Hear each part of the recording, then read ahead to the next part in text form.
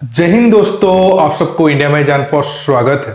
दोस्तों, आप सब जानते हो किसी भी देश को ज्यादा ताकतवर बनाने के लिए एयरफोर्स भी उतना स्ट्रांग होना बेहद जरूरी है। हाँ, एयरफोर्स और नेवी की भी रोल काफी ज्यादा इंपॉर्टेंट होते हैं, लेकिन एयरफोर्स की पावर को हम नकार नहीं सकते हैं। अब अगर आप रशिया और यूक्रेन की जंग को देखोगे, अब यूक्रेन के एयरफोर्स बिल्कुल भी खत्म हो चुका है। हालांकि यूक्रेन की ग्राउंड फोर्स अभी कड़ा टक्कर दे रहा है रशिया को, और रशिया को इतना आसान नहीं हो रहा है यूक्रेन की जंग जीतने के लिए। लेकिन अब अगर प्रेजेंट टाइम में यूक्रेन के एयरफोर्स प्रेजेंट होता तो रशिया के सामने और ज्यादा मुश्किल होता। अब प्रेजेंट टाइम में अगर आप भारत को देखोगे तो हमारे दो साइड में बड़े बड़े दुश्मन है, एक चीन है और दूसरा पाकिस्तान है। पाकिस्तान की इकोनॉमी हालत तो दिन प्रतिदिन खराब होते जा रहा है, लेकिन चीन और पाकिस्तान को ज्यादा मतलब आधुनिक हथियार देकर भारत के खिलाफ उसे स्ट्रांग कर रहा है। ऐसे में हमारा एयरफोर्स का स्ट्रांग होना बेहद जरूरी है। दोस्तों, अब हमें चीन और पाकिस्तान के साथ एक साथ लड़ने के लिए कम से कम 40 से 42 स्क्वाड्रन चाहिए, लेकिन अब प्रेजेंट टाइम में हमारा 30 से भी नीचे स्क्वाड्रन स्ट्रेंथ है और आगे और भी घटेगा जब मिग 21 रिटायर्ड होंगे। इसके बाद जागुआर और मिराज 2000 भी 8-10 साल के बाद रिटायर्ड हो जाएंगे, तो स्क्वाड्रन स्ट्रेंथ कमेगा। हालांकि तेजस को हम ज्यादा नंबर पर बनाएंगे तो कुछ हद तक तो वो मतलब नया प्लेन आड़ होंगे, लेकिन अब हमें MMRC-2 टेंडर के तहत 100 के ऊपर फॉरेन प्लेन चाहिए।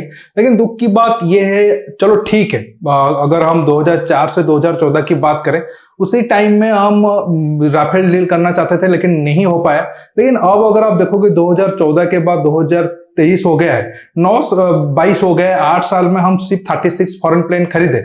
मतलब एक जो डील MMRC डील जब वाजपेयी जी के टाइम से शुरू हुआ था, अब 2003 से 22 हो गया है, तकरीबन 20 टाइम के पीरियड में हम डील को कभी भी कंप्लीट नहीं कर पाए। उसका नाम हमेशा चेंज होता रहा और रूल वगैरह भी चेंज होता रहा, लेकिन जो पहले प्लान था 120-130 प्लेन खरीदने का, वो अभी तक नहीं हो पाया। अब अगर प्रेजेंट टाइम में देखेंगे, कुछ हद तक मीडिया रिपोर्ट में आता है, हो सकता है भारत राफेल को खरीदे या फिर कोई दूसरे फाइटर एयरक्राफ्ट की तरफ जाए, अमेरिकन प्लेन की तरफ जाए।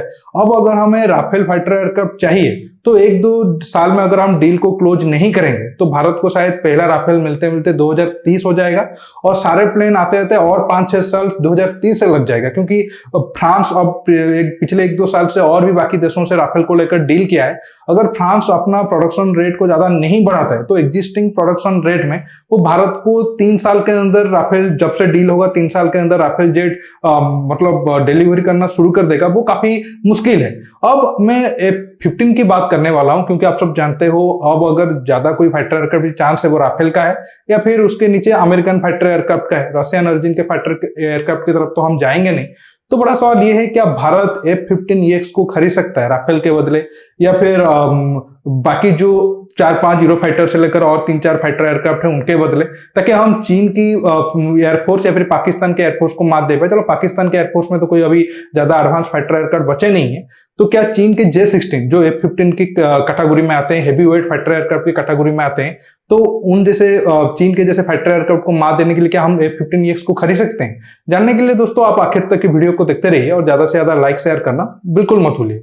दोस्तों, F-15EX की बात करें तो ये F-15 का सबसे लेटेस्ट वर्जन है और अमेरिका भी रेडी है वो भारत को ये फाइटर एयरक्राफ्ट को बेचने के लिए। हालांकि राफेल के कंपेयर में F-15EX का चांस तो काफी कम है, लेकिन मान लेते हैं कि हाइपोथेटिकली अगर भारत उसे खरीदता है, क्या ये J-16 को, जो चीन का एक हेवी वेट फाइटर एयरक्राफ्ट है, उसे मात दे पाएगा?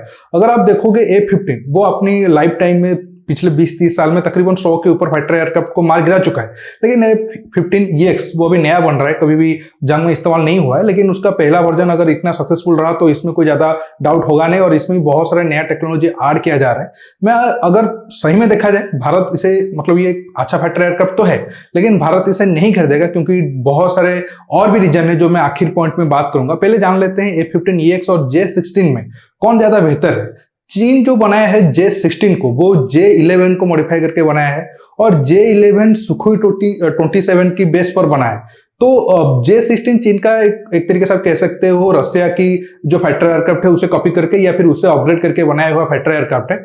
लेकिन पेपर में J-16 काफी ताकतवर है, और इसके साथ साथ अगर देखोगे जो हथियार ले जाने की क्षमता में अगर देखोगे दोनों फाइटर एयरक्राफ्ट को कंपेयर करोगे तो J-16 ज्यादा हथियार को अपने साथ लेकर जा सकता है। और चीन ऐसे ही कुछ थ्योरी देकर ये प्रूव करना चाहता है कि उसका J-16 आने वाले टाइम में अगर F-15EX जापान के F-15 के साथ उसका टक्कर होता है, या फिर अमेरिका का F-15 के साथ टक्कर होता है, या फिर अगर भारत मान लेते हैं कि F-15EX आगे खरीदता है तो उसे मात दे पाएगा। लेकिन दोस्तों मुझे लगता है ऐसा होगा नहीं। मैं 3-4 पॉइंट को लेकर ये दोनों फाइटर एयरक्राफ्ट का कंपैरिजन करने वाला हूं। पहला है इंजन, दूसरा है राडार, तीसरा है वेपन, और बाकी स्पीड वगैरह को देखते ही जानते हैं ये दोनों में से कौन ज्यादा फाइटर एयरक्राफ्ट ज्यादा बेहतर है। अगर हम F-15EX की बात करें स्पीड के मामले में, ये J-16 को मात दे देता है। F-15EX का स्पीड 2.5 मैक है मैक्सिमम, और J-16 का 2 मैक है। इसके साथ अगर इंजन की बात करें, दोनों ट्विन इंजन फाइटर एयरक्राफ्ट है, और F-15EX में प्रैट एंड व्हिटनी का 2 इंजन लगते हैं, और हर एक इंजन तकरीबन 104-105 किलोन्यूटन का थ्रस्ट पैदा कर सकता है। लेकिन J-16 में जो इंजन लगता है वो ज्यादा थ्रस्ट तो पैदा करते हैं, लेकिन जो WS-10 इंजन है वो काफी नया है, अभी चीन रिसेंटली बनाया है, और वो इंजन का लाइफ साइकिल कितना है, उसका मेंटेनेंस कैसे है और परफॉर्मेंस कैसे है, उसके ज्यादा रिपोर्ट अभी अवेलेबल है नहीं। बस 1-2 साल या फिर मैक्सिमम 4-5 साल से चीन ये इंजन को टेस्ट करके अपने फाइटर एयरक्राफ्ट में लगाना शुरू कर दिया है। जब आगे ये कभी रियल टाइम वार में इस्तेमाल होंगे या फिर आगे ज्यादा टाइम इस्तेमाल होंगे तो उसका जो सच है, चाइनीज इंजन का क्वालिटी का सच है, वो दुनिया के सामने आ पाएगा। अभी अगर आप देखोगे प्रैट एंड व्हिटनी का इंजन है, वो चलो ठीक है थ्रस्ट तो कम पैदा कर रहे हैं, लेकिन वो काफी ताकतवर है और वो प्रूवन, बहुत सारे जंग में ये इंजन खुद को प्रूव कर चुके हैं। इंजन के मामले में चलो ठीक है, ज्यादा थ्रस्ट चाइनीज इंजन प्रोड्यूस कर रहे हैं 120-130 किलोमीटर के करीब, लेकिन मैं इसे अमेरिकन इंजन से ऊपर ज्यादा रखूंगा नहीं, क्योंकि उनके क्वालिटी के मामले आ जाते हैं। अब रडार की बात करते हैं, दोनों प्लेन में ऐसा रडार इस्तेमाल होता है, लेकिन जैसे मैंने शुरू में कहा अब जो अमेरिका की रडार टेक्नोलॉजी है वो ज्यादा एडवांस रहेगा। हालांकि रेंज को लेकर अलग अलग मतलब डाटा है सोशल मीडिया पर या फिर जो एग्जिस्टिंग मीडिया पर है, इसलिए मैंने रेंज की बात नहीं कर रहा हूं। लेकिन रडार के मामले में भी मैं F-15EX को ऊपर रखता हूं। अगर हथियार के मामले में आए, अगर आप दुनिया में एक ऐसे फाइटर एयरक्राफ्ट के नाम लोगे जो ज्यादा एयर टू एयर मिसाइल को ले जा सकता है, वो है F-15EX। दोस्तों अगर F-15 चाहे तो अपने साथ 20 से 22 एयर टू एयर मिसाइल लेकर जा सकते हैं। हालांकि कंडीशन ये है कि वो सिर्फ AIM-9 वाला मिसाइल होगा। जो AIM-120 आमाराम है वो मिसाइल अगर लगेगा तो उसका जो नंबर है वो कम हो जाएगा। अगर मैक्सिमम रेंज वाला मिसाइल की बात करें तो J-16 में जो PL-15 है वो मिसाइल अब इस्तेमाल होने शुरू हो चुका है, और उसका रेंज भी 150 या थोड़ा उसके ज्यादा है। और अब लेटेस्ट वर्जन वाला जो AIM-120 आमाराम मिसाइल है उसका भी रेंज वही 150 किलोमीटर के ऊपर है। मिसाइल की रेंज के मामले में दोनों फाइटर एयरक्राफ्ट में ज्यादा एडवांटेज तो किसी को नहीं मिलता है, लेकिन टेक्नोलॉजी के मामले में जैसे मैंने आपको शुरू में कहा, अमेरिकन टेक्नोलॉजी ज्यादा प्रूव हुए हैं वार में, तो इसलिए मैं अमेरिका को इसमें आगे रखूंगा। अब अगर इलेक्ट्रॉनिक वारफेयर या फिर सेंसर वगैरह की बात करें, उसमें भी F-15EX J-16 से आगे है। हालांकि दोनों में बहुत ज्यादा डिफरेंस तो है नहीं। अगर भारत इसे खरीदता है तो नो डाउट J-16 के ऊपर ये प्लेन भारी पड़ेगा, और 3-4 अगर F-15EX भारत खरीदता है या फिर कभी भी जंग में इस्तेमाल होते हैं तो आसानी से वो अपने नंबर से 3 से 4 गुना ज्यादा चाइना की J-16 को तबाह करने में उनके पास पावर है। अब अगर आखिर सवाल पर आते हैं, चलो प्लेन तो ठीक है, तो फिर भारत इसे खरीदने की चांस क्यों कम है? देखिए मैंने जैसे आपको शुरू में बताया था या फिर बहुत बार वीडियो में बता चुका हूं, भारत जब भी हथियार खरीदता है पहला कारण तो होता है कि चलो हमें नीड है या फिर हथियार कितना बेहतरीन है। दूसरा कारण आ जाता है कि डिप्लोमेटिक वाला एंगल, जो देश से हम खरीद रहे हैं उस देश के साथ हमारा संबंध कैसा है, या फिर ये हथियार खरीदने के बाद आगे संबंध कैसे रहेगा।